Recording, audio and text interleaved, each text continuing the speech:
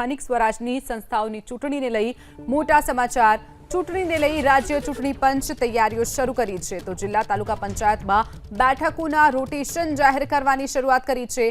જામનગર જિલ્લા પંચાયત 6 તાલુકા પંચાયતના રોટેશન જાહેર કર્યા છે તો ઓબીસી અનામતની ગણતરી મુજબ કલેક્ટર કચેરીએ જાહેર કર્યું છે રોટેશન। તબક્કાવાર તમામ જિલ્લાના જિલ્લા પંચાયત અને તાલુકા પંચાયતના રોટેશનની જાહેરાત કરવામાં આવશે।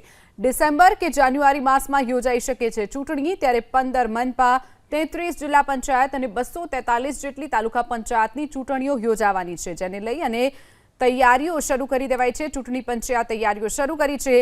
જિલ્લા તાલુકા પંચાયતમાં તમામ બેઠકોના રોટેશન જાહેર કરવાની શરૂઆત કરી છે તો જામનગર જિલ્લા પંચાયત 6 તાલુકા પંચાયતના રોટેશન જાહેર કરવામાં આવ્યા છે। ઓબીસી અનામતની ગણતરી મુજબ કલેક્ટર કચેરીએ આ રોટેશન જાહેર કર્યું છે। સ્થાનિક સ્વરાજની સંસ્થાઓની ચૂંટણીને લઈ અને મોટા સમાચાર। તબક્કાવાર તમામ જિલ્લા પંચાયત અને તાલુકા પંચાયતના રોટેશનની જાહેરાત કરવામાં આવશે તો ડિસેમ્બર કે જાન્યુઆરી માસમાં યોજાઈ શકે છે આ ચૂંટણી, જેમાં 15 મનપા, 33 જિલ્લા પંચાયત અને 243 જેટલી તાલુકા પંચાયતની ચૂંટણી યોજાશે। અંગે વધુ વિગતો સાથે સંવાદદાતા હિરેન રાજગુરુ આપણી સાથે ફોનલાઈન પર છે। હિરેન, જે રીતે સ્થાનિક સ્વરાજની સંસ્થાઓની ચૂંટણીઓને યોજાવા જઈ રહી છે અને તેની જે ચૂંટણી પંચે તૈયારી શરૂ કરી છે, શું વિગતો? રાજ્ય ચૂંટણી પંચ દ્વારા જિલ્લા પંચાયત અને તાલુકા પંચાયતની ચૂંટણીને લઈ અને જે ઓબીસી અનામતનો સ્વીકાર હવે સરકારે કર્યો છે તેને લઈ અને રોસ્ટર જાહેર કરવાની શરૂઆત કરવામાં આવી છે। રાજ્ય ચૂંટણી પંચના આદેશથી તમામ જિલ્લા કલેક્ટરે જે ચૂંટણી અધિકારી નિમ્યા છે તેમના દ્વારા આ રોસ્ટર જાહેર કરવામાં આવી રહ્યા છે। રોસ્ટરને સીધી ભાષામાં સમજીએ તો કોઈ પણ જિલ્લા પંચાયતની જેટલી બેઠકો છે એમાંથી ઓબીસી સમુદાય માટે કેટલી અનામત રહેશે, એસટી સમુદાય માટે કેટલી અનામત રહેશે, એસટી સમુદાય માટે કેટલી અનામત રહેશે અને જનરલ કેટેગરીની કેટલી રહેશે તે સંખ્યા જાહેર કરી દેવામાં આવી છે। એ જ રીતે તાલુકા પંચાયતમાં પણ આ રોસ્ટર જાહેર કરવામાં આવ્યું છે।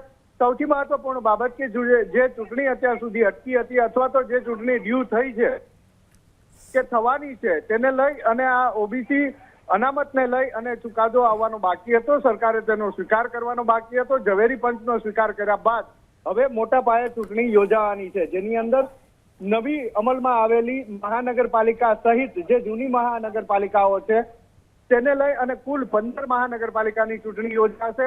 આ ઉપરાંત 33 જિલ્લા પંચાયતની ચૂંટણી અને 240 થી વધારે તાલુકા પંચાયતની ચૂંટણી યોજાવાની છે। આ ચૂંટણી 2025ના અંતમાં અથવા તો 2026ની શરૂઆતમાં એટલે કે સપ્ટેમ્બરથી લઈ અને જાન્યુઆરી સુધીના સમયગાળામાં ગમે ત્યારે યોજાઈ શકે છે, જેની તૈયારી ચૂંટણી પંચ દ્વારા રાજ્ય ચૂંટણી પંચ દ્વારા શરૂ કરી દેવામાં આવી છે।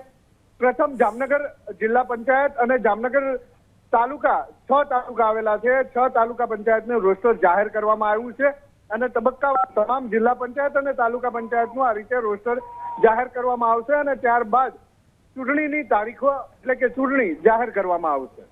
ચોક્કસથી હિરેન, માહિતી બદલ આભાર।